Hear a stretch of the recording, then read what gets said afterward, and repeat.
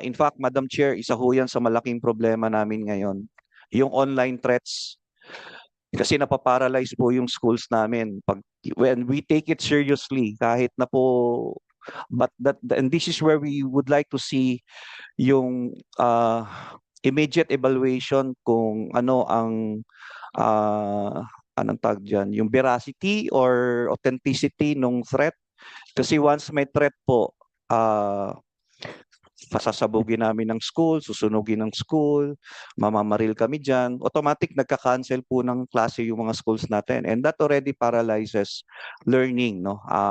Insofar as learning is concerned. So, number one is really, we appeal really to a higher penalty on these threats. But in fairness, Madam Chair, parang based on our monitoring, there are already 4 or 6 apprehensions by the PNP doon sa mga threats. How they do it, we don't really know, but they are able to trace the yung mga nagtithreat and persecute.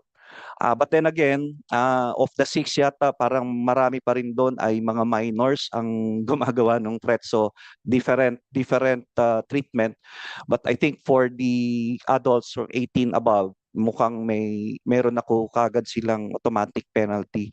So I think this is one offshoot na, Madam Chair, no, na hindi lang yung actual act but really capitalizing or leveraging on the acts to make it for fun or really uh, to disturb or to distort order in our schools.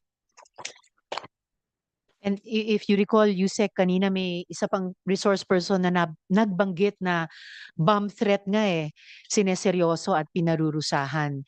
And that's a threat against a school or a student or any other member, any other academic sector, has that same, as you said, paralyzing, has a similar paralyzing effect. So, noted po yung sinabi yung higher penalty for threats.